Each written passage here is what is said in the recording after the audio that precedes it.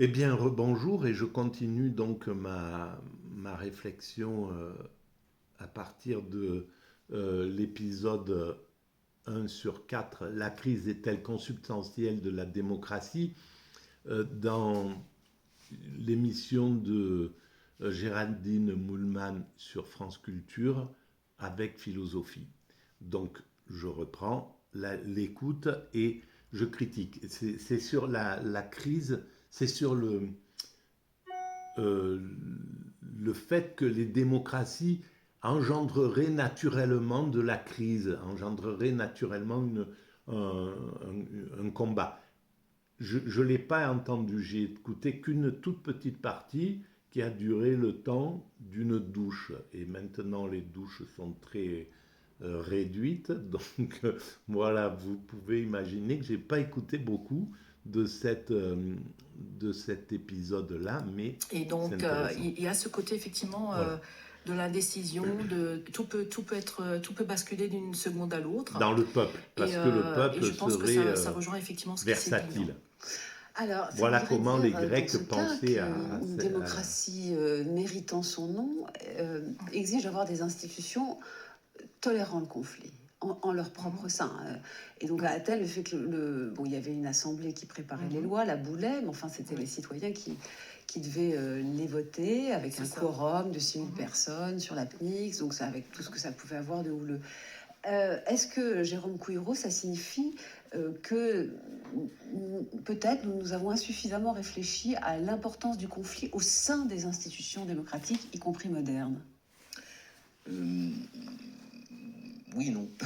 C'est-à-dire que je pense que, si je fais la réponse courte, je pense que nous avons déjà une réponse qui est la forme de la démocratie libérale, qui au fond, si on doit le dire de façon un peu stylisée, combine l'élément démocratique, qui est un système de décision majoritaire, avec l'élément libéral, qui est au fond la préservation de l'altérité au travers de la préservation des libertés individuelles et des droits individuels.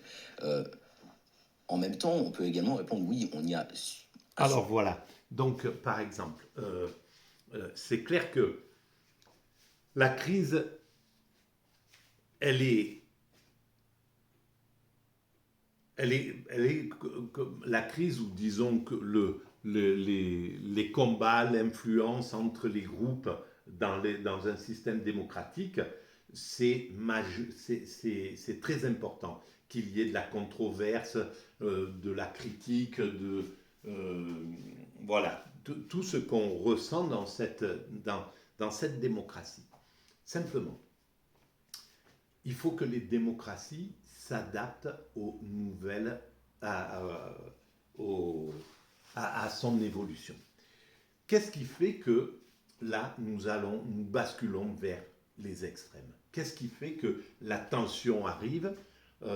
On le voit aux États-Unis, dans une démocratie qui justement laisse libre cours à la parole, chacun peut dire ce qu'il veut, etc. Et donc, avec tout ce que ça comporte. Pourquoi ça a fonctionné sans problème dans les années 60-70 jusqu'aux années 80 maximum, et puis à partir des années 80, il y a un problème. Pour quelle raison? On monte comme ça crescendo vers la détestation des groupes humains à l'intérieur de la démocratie. Qu'est-ce qui va stimuler cette haine entre les communautés, etc., etc.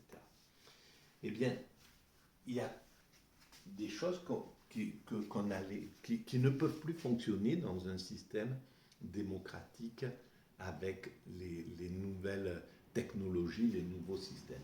La télévision, qui a pris une influence majeure, ne doit pas appartenir à l'oligarchie. Si elle appartient à l'oligarchie, l'oligarchie a un type de valeur, a un type de psychisme. Et on le voit en France, les télévisions de l'oligarchie, que ce soit BFM, CNews, LCI, etc., ont un type d'idéologie. Et cette idéologie amène l'idée que le peuple est... que le... Que, y a, les dominants ont une sorte de mépris du peuple. Et un mépris, et puis une habitude de l'abuser, de l'influencer, de le dominer, etc., etc. Puisqu'il décline des patronats classiques, hein, des patronats qu'on avait au 19e siècle, même si ça a évolué, les choses, mais il y a quand même cette mentalité qui est encore là. Donc, les médias ne doivent pas ni appartenir au peuple globalement, ni appartenir aux dominants, ils doivent être un corps intermédiaire libre, absolument libre, entre les deux. À ce moment-là, on n'a pas de, on n'aurait pas le problème que nous avons. Ensuite, les lois doivent protéger la fraternité. La fraternité, l'égalité, la liberté. Voilà, nous sommes sur un système comme ça, en démocratie, de liberté, égalité, fraternité. Ces trois pôles doivent être absolument protégés. Donc la fraternité, si on protège la fraternité, on interdit les influenceurs qui, de façon insidieuse, parce que c'est exactement ça, quand on les écoute sur BFM ou sur CNews, ils distillent un racisme anti-musulman, anti-islam, mais de manière complètement perverse. Mais bon, quelqu'un qui est rompu à ce type de perversion, il comprend tout de suite que c'est de la perversion, c'est de la ruse, c'est de la manipulation insidieuse, en loose day du peuple. Voilà. Alors, c'est pas dit, c'est pas aujourd'hui encore. On pointe pas du doigt ces gens-là en disant mais ce que vous dites, même si c'est bien enrobé, même si c'est bien habillé comme si c'était ça devient voilà c'est pas du truc, c'est pas de la violence de bas quartier quoi. C'est vraiment du truc bien enrobé, mais ça veut dire détester l'islam, détester ceux qui sont différents, qui voilà à travers le voile, à travers peu importe la prière, les choses comme ça. Voilà comment ce genre de choses doit être finalement interdit, c'est-à-dire le fait de manipuler à des fins négatives une partie du peuple pour détester une autre partie du peuple. Là, il doit y avoir des lois impératives qui empêchent ça. À partir du moment où on bloque ce genre de choses, le peuple, lui, il n'a pas du tout cette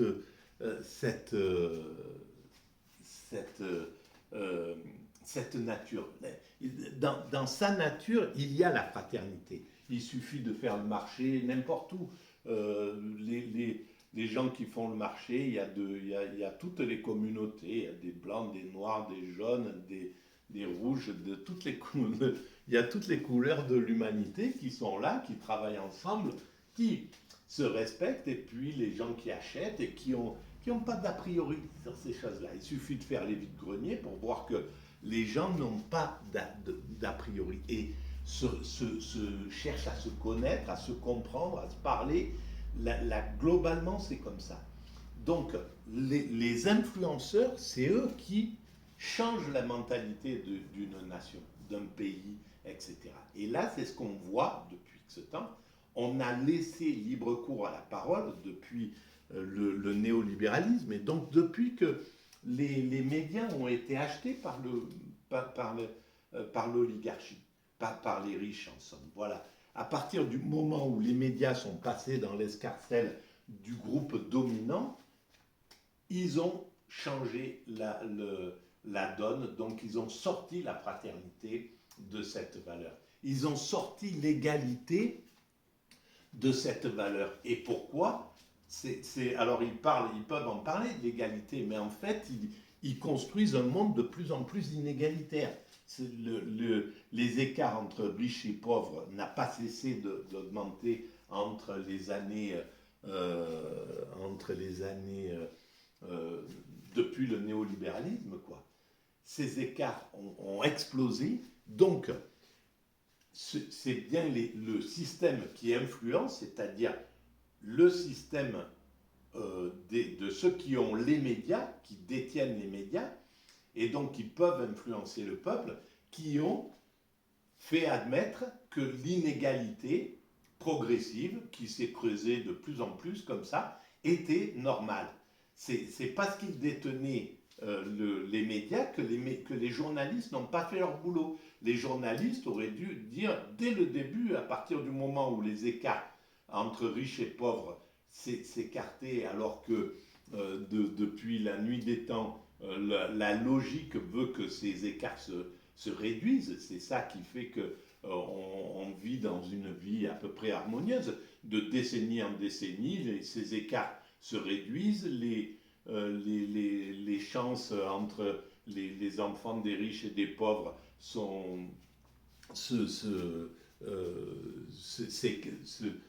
vont en expansion. C'est ce qu'on a vécu dans les 30 Glorieuses. C'était ça qui était en progression. C'était et la fraternité, et l'égalité, et la liberté.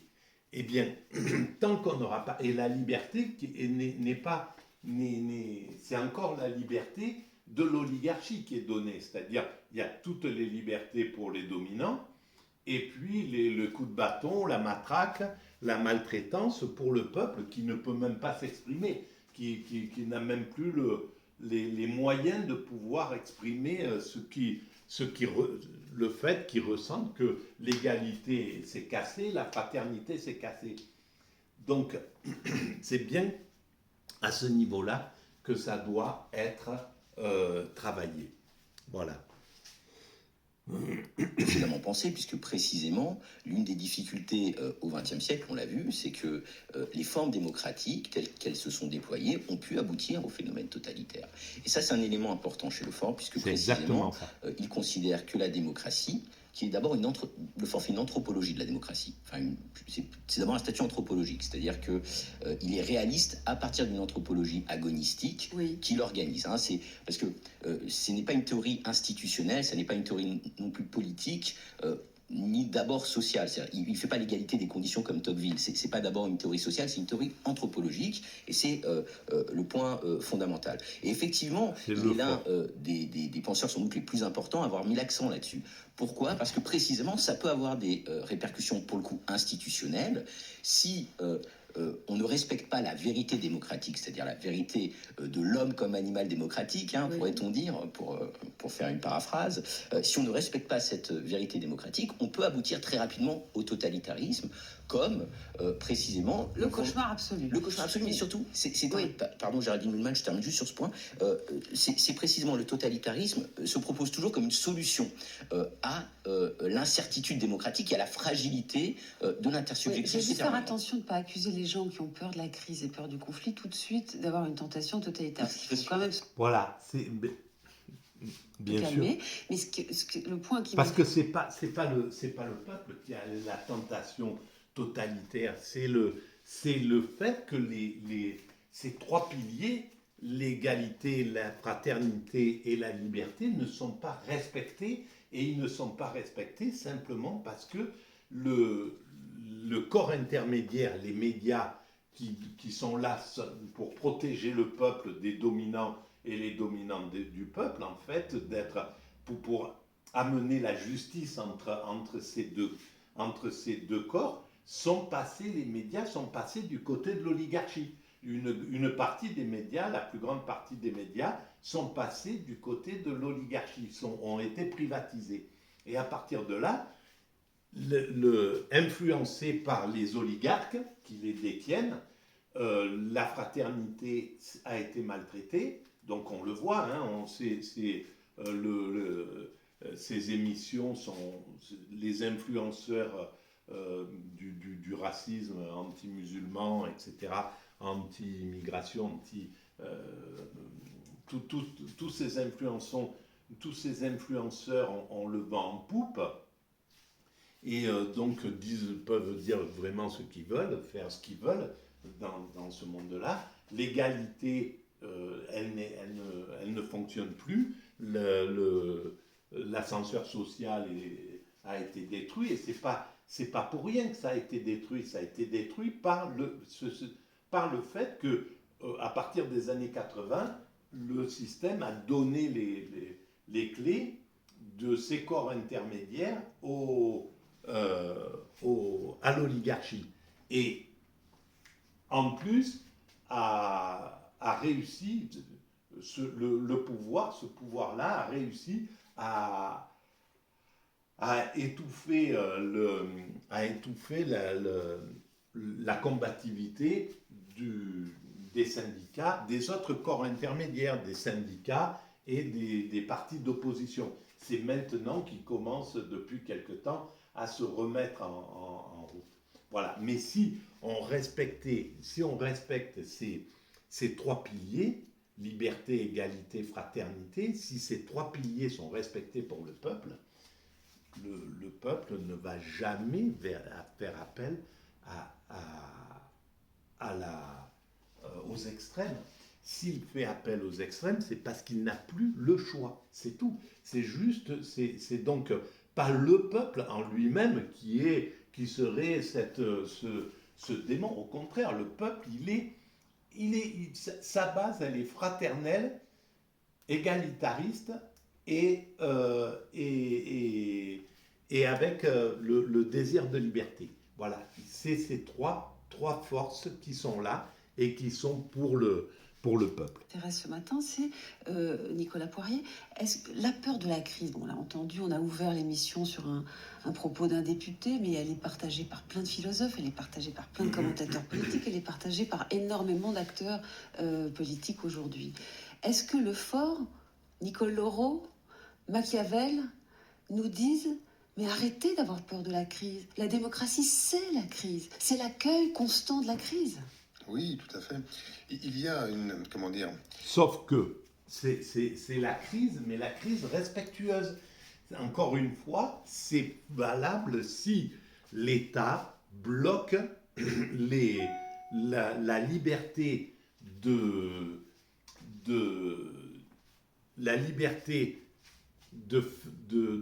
d'engendrer des sécessions, d'engendrer de la discorde entre le peuple, de faire haïr telle personne par tel groupe par tel autre groupe, etc. Si ça c'est interdit, alors oui, là il n'y a aucun problème. Derrière la crise et la critique et la virulence, etc., il n'y a pas de problème. Mais ça, c'est ce qui n'a pas été fait. Et ça n'a pas été fait parce que l'État a démissionné, a laissé les oligarques faire ce qu'ils voulaient à travers les médias, et que les médias appartiennent à l'oligarchie. À partir de là, ils ont cette sorte de liberté de pouvoir influencer en loose day le peuple, dans le mauvais sens, vers la haine de l'autre, vers le rejet et le mépris de telle ou telle communauté. Donc, c'est ça qu'il faut arriver à neutraliser. Les journalistes, tant que les journalistes ne sont pas absolument libres, tant qu'ils dépendent de l'oligarchie, là actuellement, avant ils dépendaient du politique, ou qu'ils dépendent du peuple, c'est la même chose. Ils ne doivent dépendre de personne. Ce milieu doit être absolument protégé.